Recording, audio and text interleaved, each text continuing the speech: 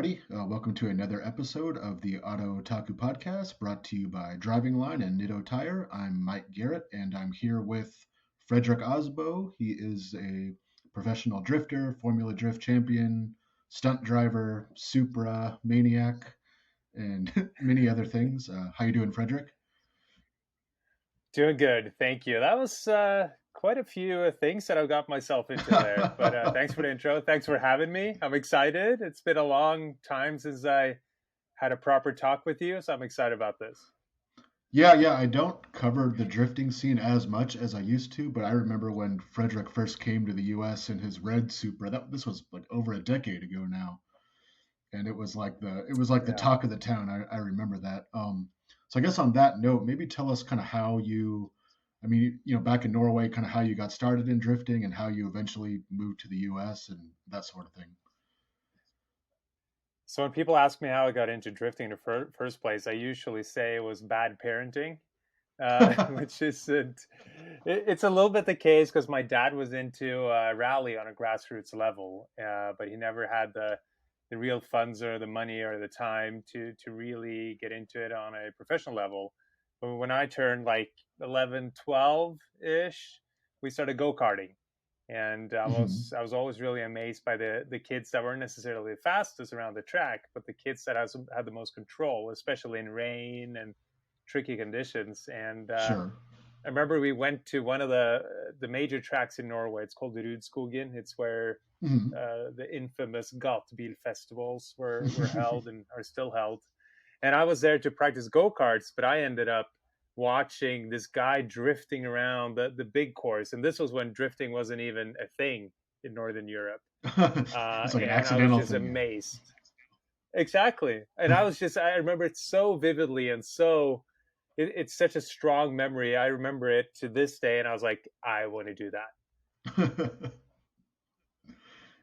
Interesting. It took a couple years before I got my license. I started building a basic car with my friends and came across one of the first videos online that I'm sure you know of Katsuhiro Ueo ripping up this toge in a Hachiroku. Yeah. And I was just like in awe and started drifting on my own in this old Volvo and then a Bimmer. And I want to say 4 years later, I was battling UAO in Long Beach, California in 2008. That quickly, huh? So I know when you first came here, you had the Supra. How did you get into that car specifically? Because even in Norway, that wasn't a very common car, was it? It was more common than you'd think, because at that time, really? after Fast and the Furious kind of created this whole scene and community, right? Sure. All of these used car importers popped up in Scandinavia, and you had tons of imports. And the thing about Scandinavia is that everything's quite expensive because of taxes and the social democratic setup and all that. But it also makes race cars that are not road legal comparatively cheaper. So there's interesting.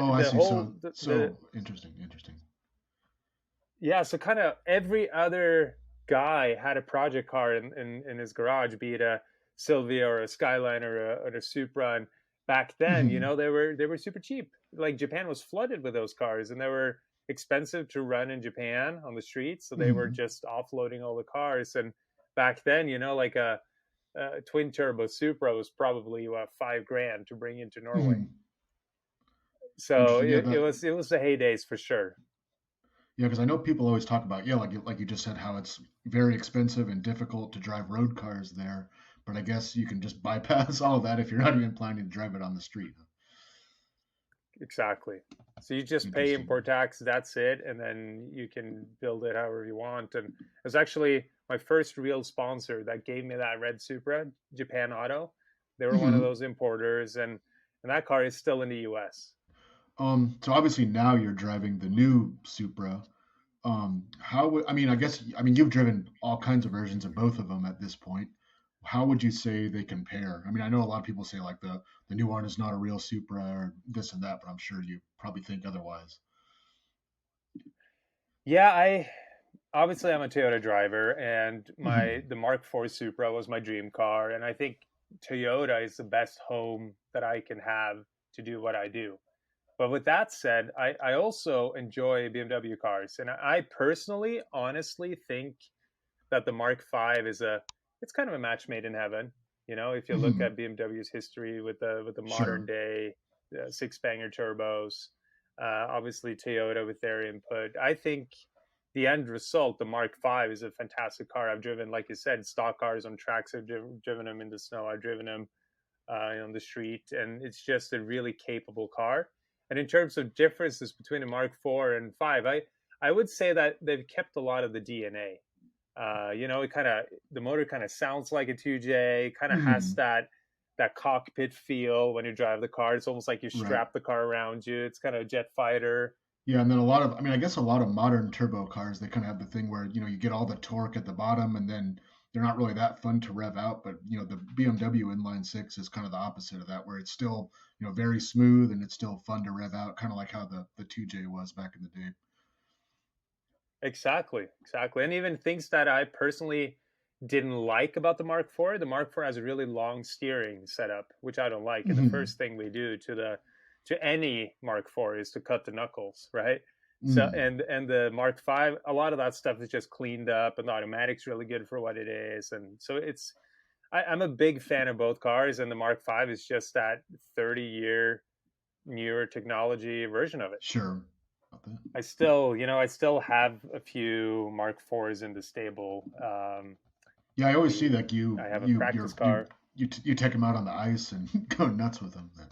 Yeah, yeah.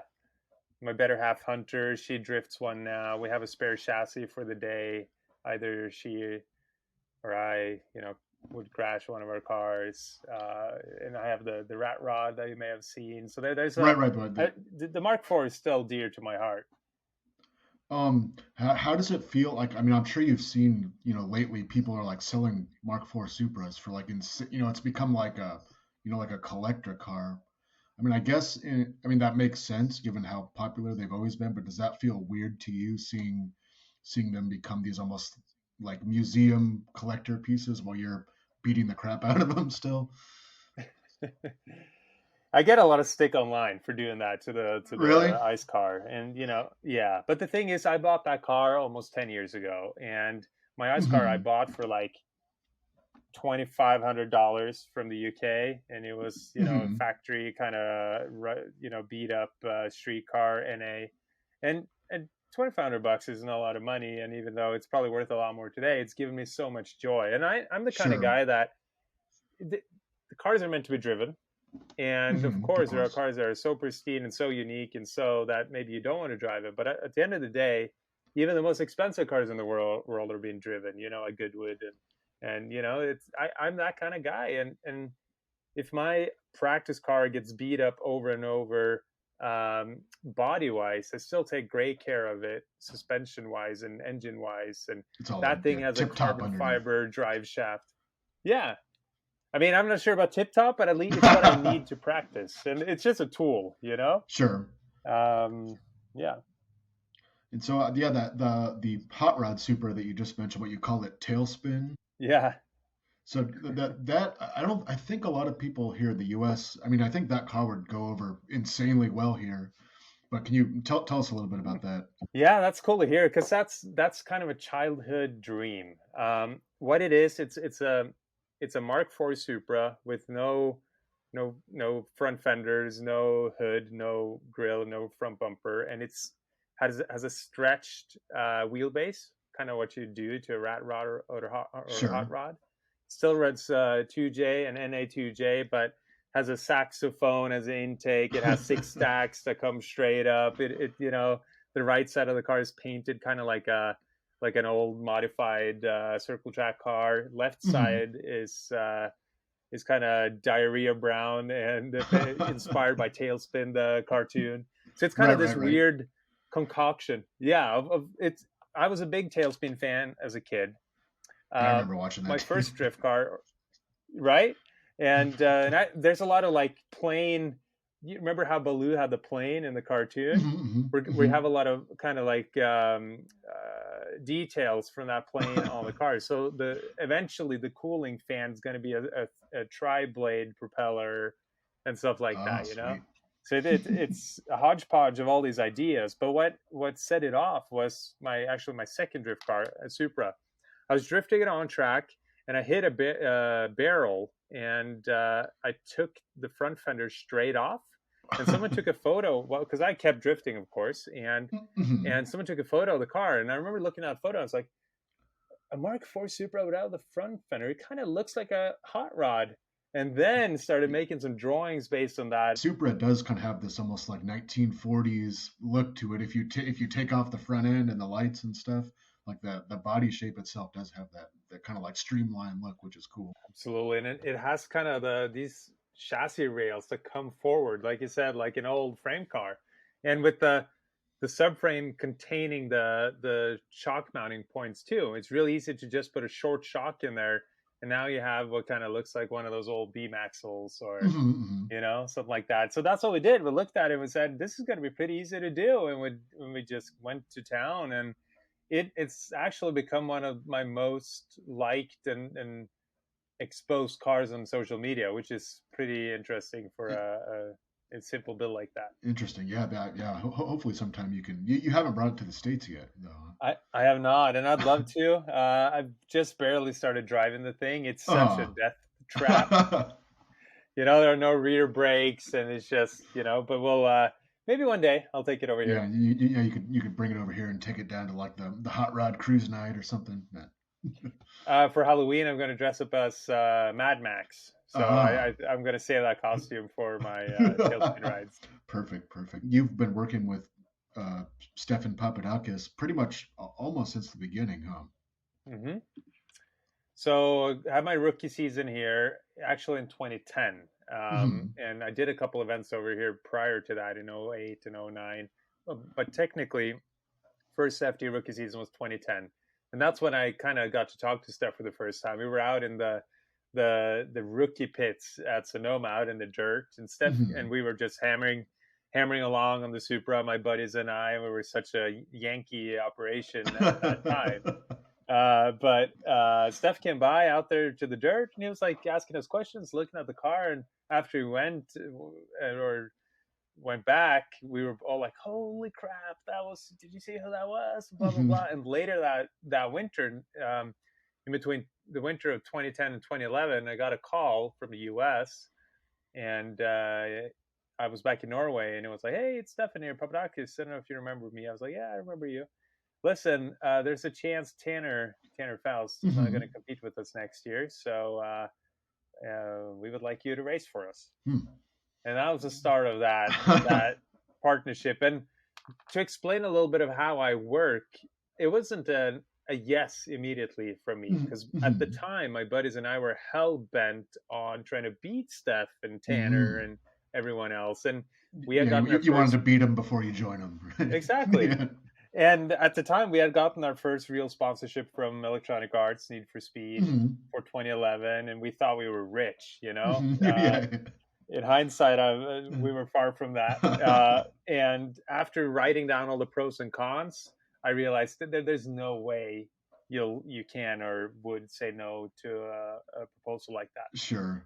And working with Steph, it's not only been great from a track and performance point of view, but also he's also taught me a lot about life. His way of thinking.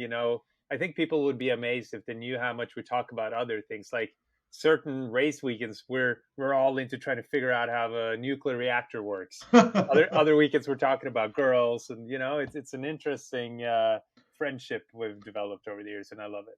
Yeah. I've only talked to him a few times myself, but he's like very well spoken. I mean, like if you look at him, you think, oh, he's just this, like mechanic, like all he thinks about is, fixing this up, but like he's very kind of intellectual and stuff. So. Yeah. It's not a typical. He's not just a car guy. Sure. It's way more of a nerd that has. I don't know. It's just really cool. It's his whole style. How many different cars have you guys gone through with Papadakis? It's been several now over the years, and they're also very different, I guess. Which is I guess that's one of the cool things about drifting is, everyone's always doing new ideas, moving to new platforms, new body styles. For sure. Actually, the first car we built, the TC2, So Hmm. Tanner had the TC1 with the Right, right. V8, Hmm. then I had the TC2 with the four banger, and that car actually lasted all through 2016. So 11, 12, 13, 14, 15, 16, 6 seasons. It's quite a But run. with, yeah, but with different facelifts and stuff like that. Sure. And that at the end, that thing was really competitive for what it is. And the motor and basically the chassis design is still very similar on the Corolla that Ryan Turk drives today. Hmm. But to answer your question, we've been through 3 cars, and I was also helping out testing Tanner's Passat that they built, Right, right. and some, Jonathan Castro's car, the Hmm. 86 that he competes in. I've been instrumental, or at least tested that out a little bit. So I'm always kind of in it a part of the team, and I'm very technical myself. I'm not a Hmm. fantastic mechanic by any means, but I'm very technical, and I think that among a bunch of weak sides, one of my strong sides would be understanding suspension design and understanding directions with where to go with suspension setup Hmm. and design. Yeah, I guess it's always important when someone, you know, you can talk about how it works and then also how it feels at the same time Totally, to it's make that absolutely crucial. translation. And a lot of people would ask me what it takes to do well in something like Formula Drift. And back in the Hmm. day, I would come up with this long list of all this stuff. Now I usually only say there's only really one skill you need, and that is being analytical, Hmm. as in figuring out why did you not win? Figure out Hmm. why, and then you're halfway there. Interesting, interesting. So I mean, obviously, besides just the American Formula Drift Championship that we all follow here, how many different countries have you competed in? Or I mean, I guess you've probably driven in even more, but you've been in so many different champion. It's funny. I sometimes I watch Japanese TV, and there's the Japanese Formula Drift TV show that they have, and it always has your commercial on the front saying RSR Ichiban. Like Yeah. I watch that with my son who like understands a little bit of Japanese because Oh, his mom cool. is Japanese, and he sees you saying that, and he's been repeating it since he's like That's two funny. years old or something. Ichiban. That's funny. Yeah, probably time we update that with RSR. But it's that's yeah. I've obviously competed a bit in Japan. Love Japan from a culture and people standpoint also. And my my wife, she adores Japan. She has a Yeah, I mean blast every time. it's an easy place to fall in love with it. Absolutely. So, but with thanks to the RSR team, I've been able to compete all around Southeast Asia. I've been to China, Hong Kong, Malaysia, Thailand, Wow. Australia, obviously all across Japan, Okinawa. So it's been a while now though with the pandemic and Oh everything. I yeah, think that stuff's a little bit on hold, or at least it has been. But I flew back from Tokyo Auto Salon January 2020, right when it oh, started to right, kind of right when happen. the crap started to go down. Yeah, yeah. So yeah, I Has missed that has place. that been a big impact on you as far as going back and forth Norway and here? Uh, Much less than we feared in March of 2020. Yeah, I guess if you do it a lot, you kind of get more used to the Yeah. procedures and all the hoops you got to go through. But it was crazy last summer at the height of the pandemic. Hmm. It was like flying through the international airports in like Europe and in the US. It felt like one of those disaster movies, Really, it's right? just like a ghost town everywhere. And like everything's shut down. And there was a point where there was a single daily flight from Central Europe to the west coast of the US, and Wow, that flight was half full. really? Like people weren't moving. The It was the crazy. demand was that low. But yeah, I mean, it seems like stuff's kind of getting back on track now, which is Yeah, what I keep saying. But hopefully it'll stay that way. yeah, agree. I guess one thing that I ask just about everyone that comes on here is, I mean, we were just talking about some of your Supra builds and some of the other cool stuff you've done with Toyota. Do you have like a dream car or a dream project that you've yet to do that, whether it's something that's realistic or like a pie in the sky fantasy idea? So, being a car guy, I have a bunch of those dream builds, We right? all do, yeah, Yeah. yeah. And some of them, like you said, are more attainable and some are not. So I think ultimate dream car would be something based on the LFA, at least Hmm. using the motor of the Yeah, like LFA. Toyota's Halo car, basically, or Lexus Halo. Yeah. And I've been lucky enough to drive that car twice and do some Wow. donuts. And it's just that motor is probably the best sounding motor ever, right? Hmm. At least for a production That's car. what everyone says. Yeah. Yeah. So maybe like a LFA powered something, being a Mark IV or whatever. More attainable though, I'd love to do something with a new GR86, and I'd love to, let's say, do a road trip from Southern California to Colorado, take it into the snow. I had a GT or an FRS daily before. I love that thing. I love the old FJ, the FJ40s and the 45s. I have a FJ Cruiser that I absolutely adore, a manual one that we're going to take into the desert here soon. And yeah, so you have the Nitto all-terrain tires and kind of the adventuring type thing. Yeah. Yeah, the off-roading thing is kind of interesting. I was never really into it, but I recently bought a GX 470. Oh, great. Yeah, perfect. 6 months ago, and I just put ridge grapplers on it, and I'm such a newbie to it, but it's like such a different kind of car enthusiasm. Driving through sandy hills and trying to find mud and just goofing off. It's so much fun. Dude, hit me up. I'll get you stuck in no time. Really? Yes, seriously. So my best tip and what I love the most is go to Ocotillo here, a couple hours from San Diego. Sure.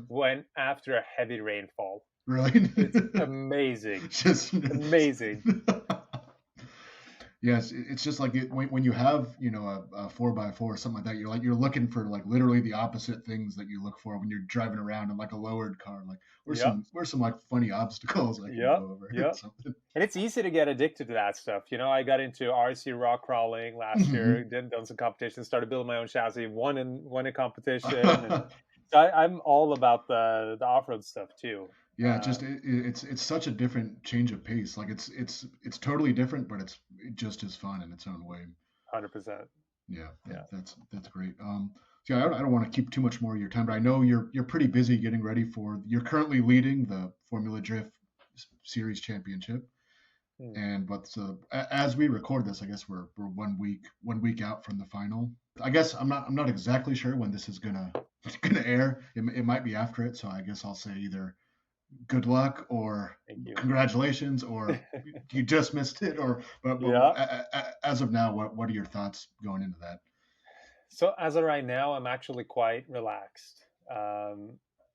There's a lot on the line, obviously. We're leading the championship, but not by much. It's really hungry and very, very skilled competition going against us there. And Irwindale is literally anyone's game, but we've done well there in the past. We had a win there last year, and we have a good car, good crew behind us. And my whole plan is, and maybe this is boring, maybe this is not what the people want to hear, but my goal is to go into Irwindale like it's any race. Just no pressure, just do your thing. Yeah.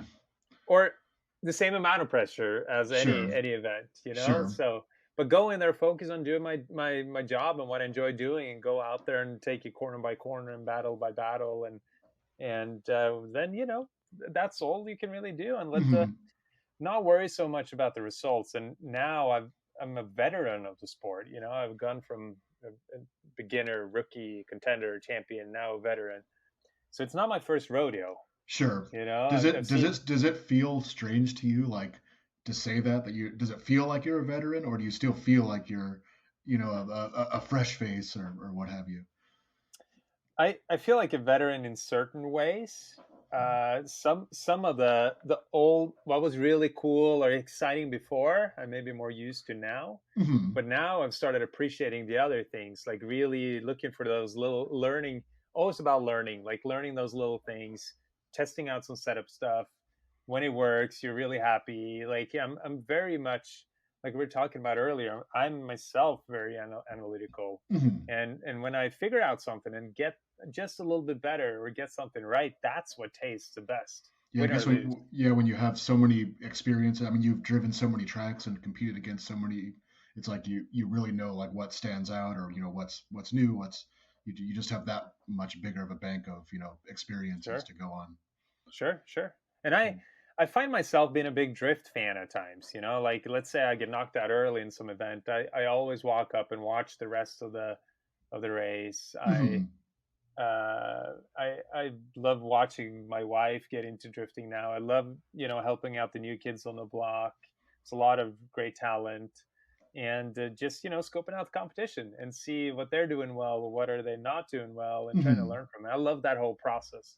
Yeah, that's cool. I mean, it's kind of like I noticed like in baseball, like a pitcher will be in the game and then they'll take him out, and then Yep, a lot of them will just go right back there to like being right on talking to the coach and giving this yep, watching. But it's cool yep. to see people observe like that. And I think that's what it takes. Like that's what it takes to become one of the best. And if you look at Formula Drift today, the top four in the standings, we have myself, we have Chelsea Denofa, Matt Hmm. Field, and Odi Bakchis. All of us are all we're deep down into the core of drifting Hmm. in different ways. Odi's this doctor that knows suspension. Chelsea obviously is a fantastic driver, understands car setup and aggressive and always driving. Matt Field, a little bit of the same, like Hmm. really honing his skills and really super anal about setup. And we're all kind of that breed, if you will. And I think Hmm. that shows. Yeah, that it makes sense that you'd all be bunched together in there. Yeah. So we'll Oh see. man. But thank you. I'll go in there with everything I got, and the goal is to win. Yep. Well, I wish you the best of luck, and yeah. Do you have anywhere that you want to send people to keep up with what you're doing online, social media, that sort of thing?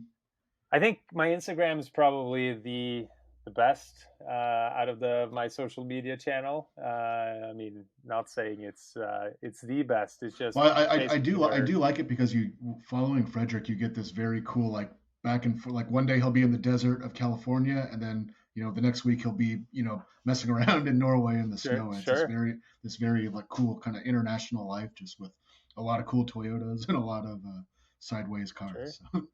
Sure, yeah, that's and I guess there's a lot of behind the scenes that I'm trying to make it a goal to share more of that stuff. Hmm. I'm doing some TikTok stuff, Facebook of course, but Instagram's where it's at. I feel like. Yep, yep, agreed. But Yeah, yeah, well, I want to wish you luck again, and thanks a lot for coming on here. absolutely. And Mike, if you have time, feel free to come out to Ocotillo on Halloween. It'll be Mad Max Oh, night, and we'll have okay. a Yeah. karaoke machine ready. Oh Bring yeah. her. I'll have to get the right cosplay going for that. So cool. But Sounds yeah, good. thanks again, and we'll see you again, everyone. Bye bye. Sounds good. Thank you.